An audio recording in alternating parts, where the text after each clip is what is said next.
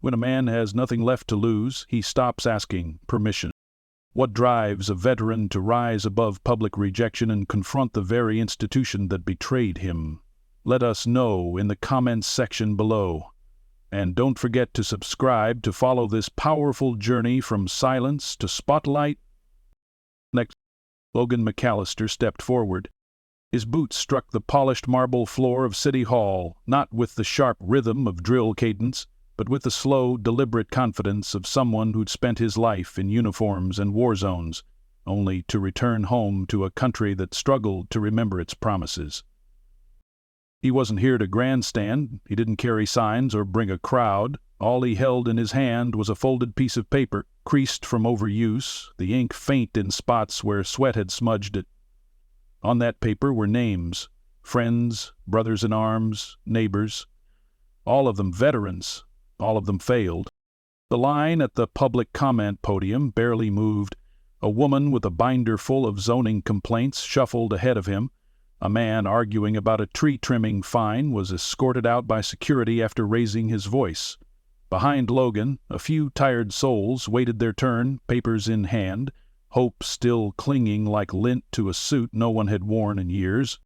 When it was finally his moment, Logan nodded once at the clerk, who barely looked up.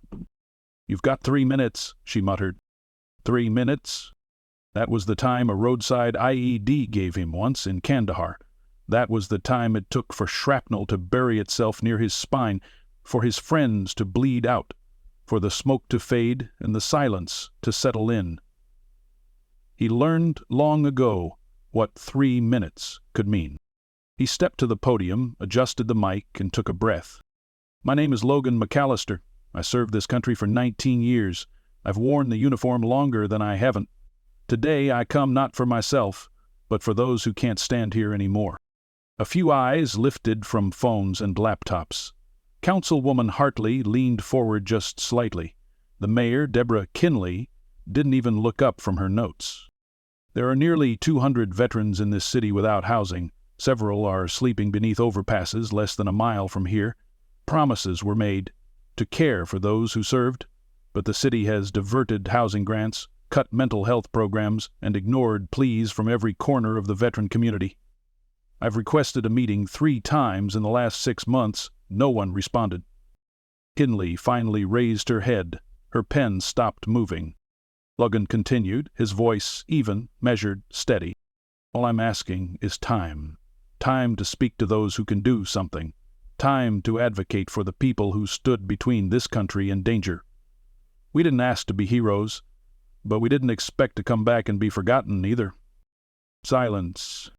Then, a whisper. Councilman Brent, the youngest on the board, shifted uncomfortably. "Mr. McAllister, thank you for your comments. Your time is up." Logan didn't move. "I'm requesting 5 more minutes." The clerk shook her head without looking up. Kinley set her pen down. "Mr. McAllister, this is a public meeting. You've had your time."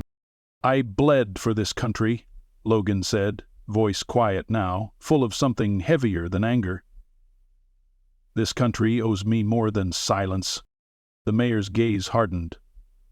"This chamber is not the place for dramatics. You're dismissed." A sharp wave of motion from security followed. 2 men in dark uniforms, moving quickly but not aggressively. Logan didn't resist. He folded his paper once more and let them guide him toward the double doors. The watching audience, maybe 15 people, said nothing. Outside, the air felt cooler. Logan blinked against the afternoon sun. The doors behind him closed with a soft, final clunk. He stood there for a moment on the steps of the city hall he had once sworn to protect. For the first time in months, he allowed a thought to rise, dark and unwelcome. Maybe they really don't care. A man on a bicycle rolled past him. 2 teenagers walked up the stairs and brushed by without a glance. He moved slowly toward the bench across the plaza. Each step throbbed through his hip, a souvenir from a night raid in Mosul. Sitting down, he looked up at the City Hall dome. Wind rippled the flag.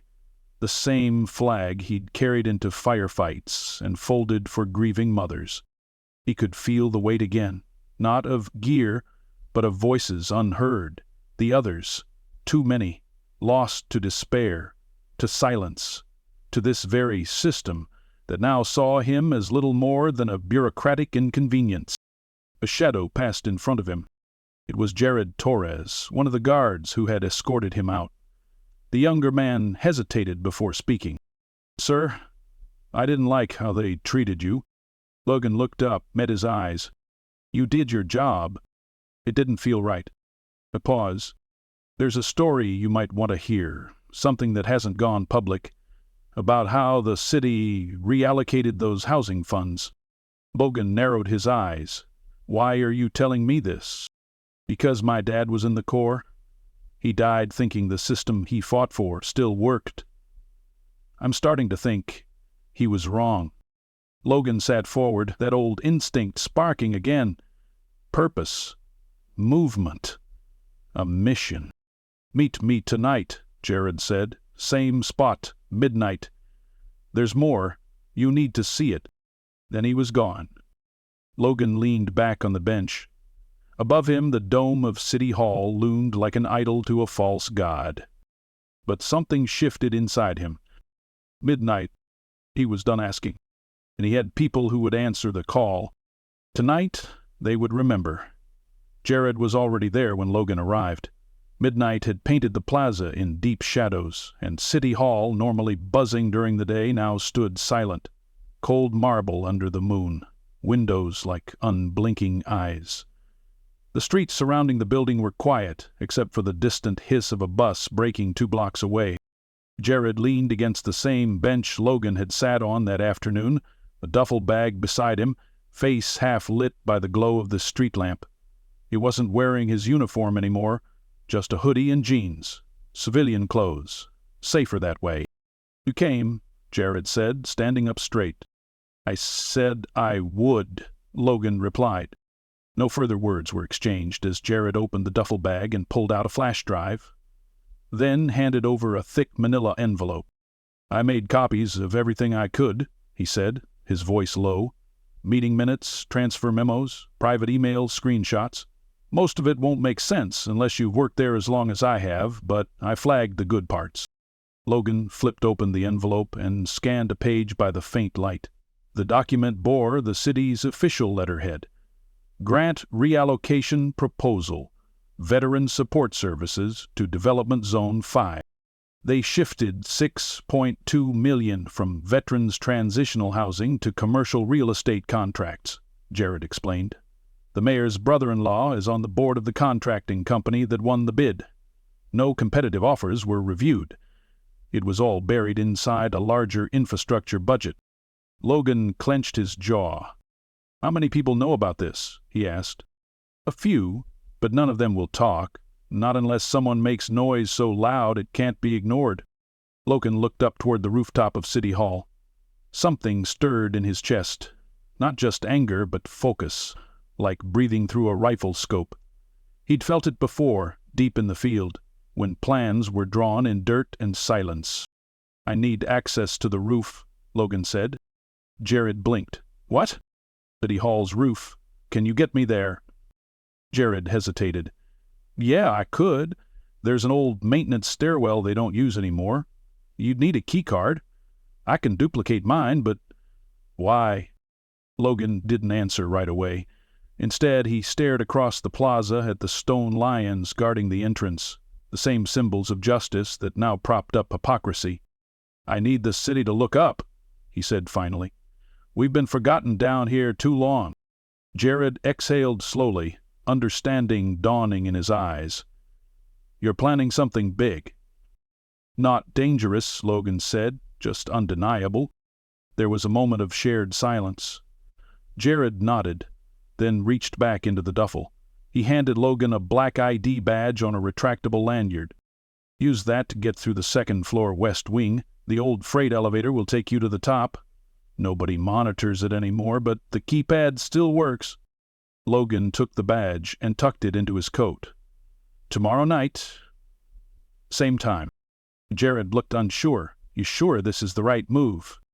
Logan looked down at the folder again, eyes scanning the figures, the numbers that betrayed real lives.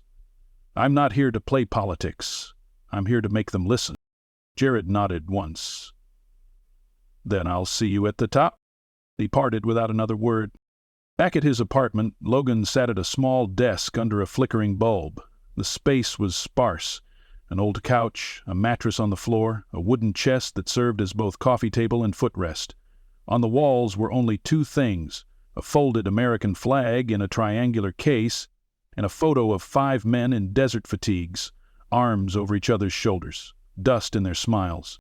He opened his laptop and plugged in the flash drive. File after file loaded. PDF memos, scanned documents, email threads. He opened the one Jared had flagged, a chain between Mayor Kinley, a developer named Alan Rowe, and Councilman Dane Litchfield. Need that fund movement finalized before Q3. Optics will be bad unless wrapped in infrastructure. Veterans Initiative too emotional. Kill it quietly. Logan's hand balled into a fist. Another file. Internal communications about the reallocation. Legal maneuvering to ensure lack of transparency wouldn't breach any city ordinances. No laws broken, just every moral code he ever fought to protect. He leaned back and stared at the ceiling. His mind clicked through options. He didn't need violence. He needed visibility. If they wanted to play games in silence, he would make noise they couldn't ignore. Veterans had stood in battlefields and lifted each other from rubble. They deserved more than closed doors and polite rejections. Logan picked up his phone and tapped into his contacts. First was Cam Dorsey. Sergeant Cam Dorsey. She picked up after the second ring. "McAllister, you picking a fight this late, or did someone finally piss you off enough to call me? I need a favor." There was a pause. Then her voice dropped into something serious. "Say the word." "I need a bird, a flyover, real dramatic." Cam whistled. "You want a show?" "I want justice." Another pause. "I know just the pilot. You'll get your flyover." "What's the target?" "City Hall. Tomorrow night. Midnight." Cam's voice lowered. "You sure, Logan?" "No," he said. "But I'm done waiting." The next day passed slowly. Logan didn't sleep. He reread every document, highlighted what mattered, then typed up a summary statement. A simple one-page expose that would accompany the files. He printed 20 copies and put them in a messenger bag alongside his press contacts and a burner phone. At noon he sat in a diner off 4th Street and sipped black coffee while watching the mayor on a muted TV. She was smiling, standing beside a luxury condo, groundbreaking. The caption beneath read, "Mayor celebrates new era of urban expansion." By 6 p.m., Logan was parked in a garage across from City Hall, waiting for the last employees to leave. He watched the janitors go in, watched them come out. Around 11:15, the lights inside began to dim. At 11:45, he stepped out of his car. No more silence. No more 3-minute limits. It was time. He walked with purpose across the plaza, slipping through the west side entrance Jared had described. The badge clicked a reader green. Doors opened. Halls darkened by motion sensors lit up as he passed. He found the freight elevator and rode it to the roof. Wind met him at the top, fierce and whipping. The city sprawled beneath him, unbothered, unaware. He pulled his coat tighter and stepped forward to the edge. Down below, everything looked small. But tonight, they'd have to look up. Cam's voice crackled through the earpiece as Logan stood atop the roof, wind slicing across his face. "ETA? 3 minutes. You sure this doesn't turn into a felony?" "Not if the papers hit first," Logan replied. He scanned the rooftop, double-checking the line of sight to where he'd positioned the portable floodlight rig. It was aimed directly at the flagpole, the city seal etched into the marble beneath it. Jared had helped him haul it up before disappearing into the stairwell again. His job was to unlock the press access door at street level, right as the helicopter came into view. Logan walked to the edge of the roof, messenger bag slung over his shoulder, the weight of it heavier than gear ever was in combat. In that bag were truths, names, numbers, email chains and signatures, promises broken in silence. The city shimmered in lights below, unaware. Or maybe just willfully ignorant. Cam's voice came again, calm, clipped, focused. "We're visual. 30 seconds. Logan took out his phone. One final text to Alicia Benton, the only journalist who hadn't ghosted him after his second up-end went viral and promptly disappeared into the city's noise machine. "Package is real. Watch the roof. Tonight, midnight. Drop incoming." He hit send, then set the phone back in the bag and pulled out the long plastic tubing that housed the collapsible banner. This wasn't war. This was clarity. A light suddenly swept the roof, then another. Not floodlights, but rotors. The sound grew from a distant thrum to a thunderclap. It was deafening. He felt it through his boots, through his chest. The wind picked up as the Black Hawk began its descent. Not military-marked, privately owned now.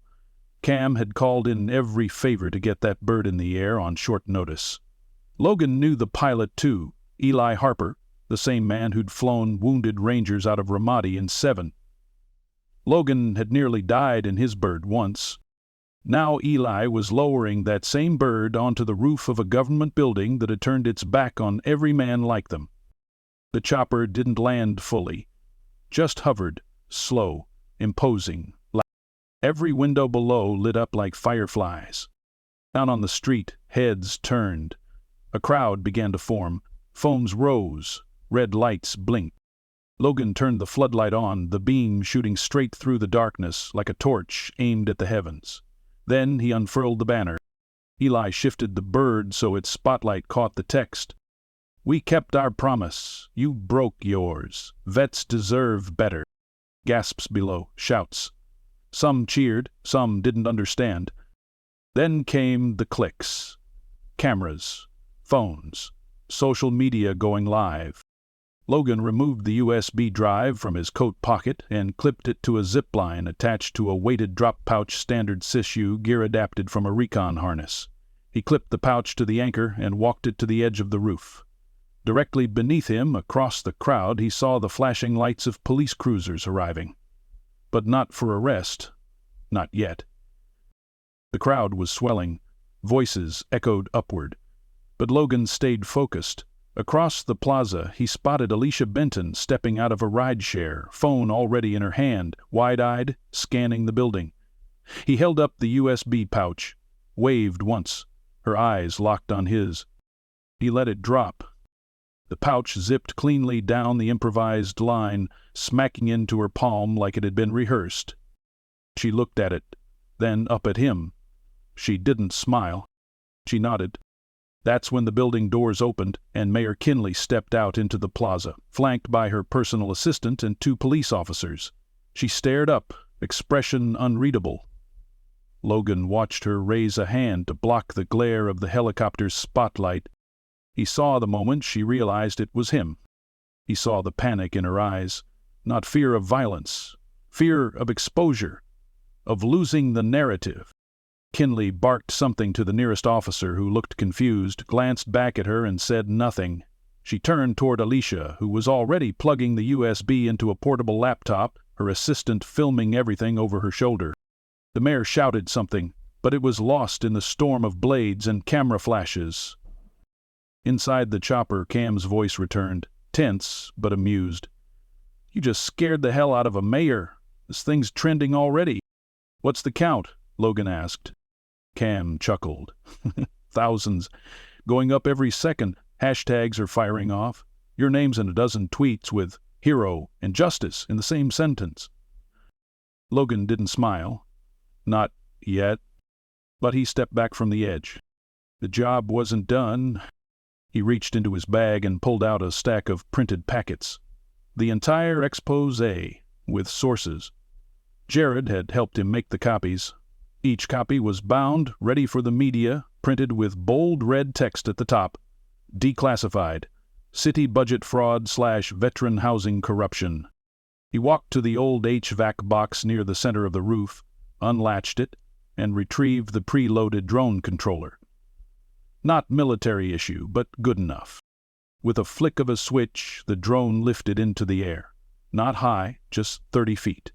From a sealed compartment it dropped 3 packets, tied to red streamers into the crowd. The papers fluttered like confetti, caught by streetlights and wind. People lunged, grabbed them. One more layer. Another drone rose, looping around the building. Then another. The rooftop felt alive with wind and engine noise, and Logan stood in the center of it, calm as a monk in a temple of machines and memory. "Extraction ready?" he asked. Cam laughed in his ear. "This ain't Ramadi. Nobody's shooting at you. Yet, I've got clearance to set down. No sirens coming your way. They're still scrambling for a PR strategy." The Black Hawk began its slow descent again. Eli's voice finally came through the radio, a gravel-thick drawl that made Logan's chest tighten. "You always did like entrances, Ranger. This might be your best one." Logan waited until the skids kissed the rooftop. Then he stepped inside. Cam held out a fist. Logan bumped it. "Phase 1 complete," she said. Logan looked through the open side door. The banner was still visible. The crowd below had grown. The city had woken up. For the first time in months, it was looking right where it should have been looking all along. "Take me around once before we go," Logan said. "I want to see their faces." Eli nodded. "Roger that." As the Black Hawk rose again, circling the building, Logan looked down through the open door, watching the world stare up at him, jaws open, phones flashing. It wasn't power, it was justice, finally airborne, and it was just getting started. The helicopter touched down in a discreet clearing on the outskirts of the city, where old warehouses stood like silent witnesses. Logan stepped out onto gravel and dust, the air quieter now that the rotors had slowed. Cam followed him, tucking her headset into her jacket. They didn't speak for a moment. The adrenaline had started to fade, replaced by a weightless kind of clarity that always came after the mission was over, but before the consequences set in. He looked back toward the skyline. City Hall still loomed in the distance, but it no longer felt untouchable. "Where to now?" Cam asked, brushing grit off her sleeve. "I've got one more stop," Logan said. "You don't have to come." She tilted her head and raised an eyebrow. "Please, I wouldn't miss it." An hour later, they walked into the WDKR Channel 7 news station. It was past 2 in the morning, but the newsroom looked like a war zone in its own right. Phones ringing, people running between desks, coffee brewing in a continuous loop. Alicia Benton was at the center of it all, standing by a large monitor displaying the hashtag Justice for Vets. Her eyes locked on Logan as he approached, a grin tugging at the corners of her mouth. "You weren't exaggerating," she said, nodding toward the display. "What's the reach?" Logan asked. 500,000 live views already, trending across multiple platforms. Our anchor just bumped a senator's interview to lead with your story. Cam let out a low whistle. "Damn." Alicia handed Logan a tablet, the screen loaded with a video of the banner on the rooftop and footage of the helicopter, spliced with Logan's earlier speech at City Hall.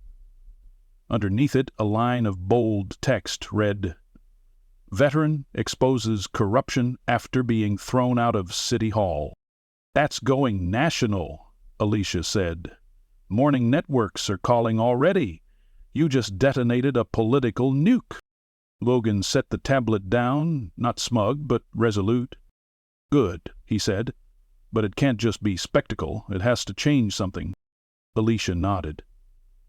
"It already is. Mayor Kindly's office issued a statement 30 minutes ago. She denied everything. But 2 council members have already flipped. They're calling for an independent audit." "Jared?" Logan asked. Alicia smiled. "Whistleblower protection was triggered the moment he forwarded me the documents. He's safe." Logan exhaled slowly. One knot in his chest loosened. The sun was beginning to rise by the time Logan returned home. He stepped inside his modest apartment and stood there for a moment, surrounded by quiet. No rotors, no podiums, no cameras. Just silence. He walked to the folded flag on the wall and touched the glass lightly with his fingertips. Beneath it, the photograph of his unit stared back at him. He imagined their voices now, cracking jokes, swearing through gunfire, reminding him not to take things too seriously. He pulled a worn notebook from the chest near the couch and opened it. Inside were names, his old squad, vets from the shelter, contacts he'd made while pushing for housing reform. And now, a new section, those ready to testify, former city employees. A nurse who saw the mental health clinics shutter overnight, Jared, Cam, even Eli. He began writing their names under the heading, Those Who Still Fight. That afternoon, Logan stood outside the Community Veterans Center where it had all started, the same one the city had tried to shut down 3 times. But today the sidewalk was filled with people. Residents, vets, reporters, even city workers, cardboard signs, cameras, a portable podium set up under the shade of an old elm.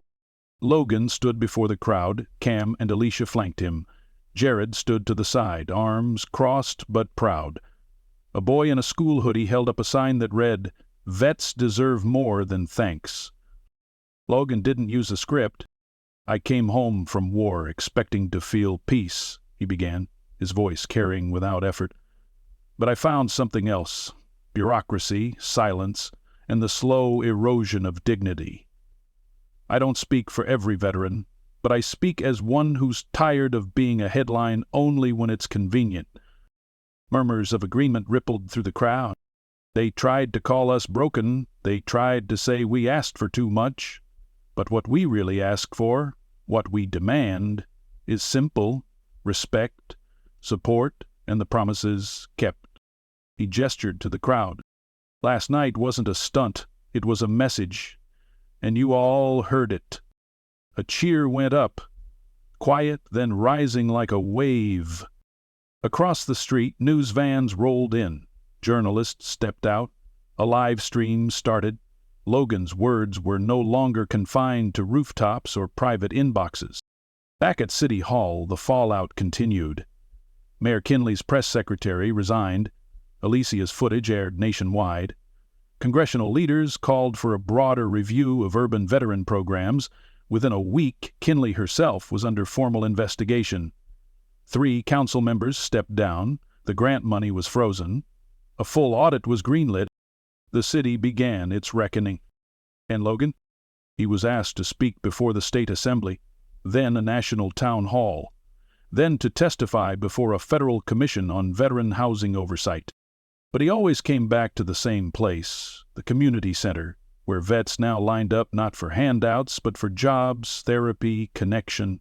They repainted the lobby, installed new HVAC, expanded the garden out back. Cam led weekly resilience workshops. Jared helped coordinate outreach. Eli volunteered on weekends, flying supplies to rural veteran outposts. One night, Logan stood on the center's roof, the same height as City Hall now felt.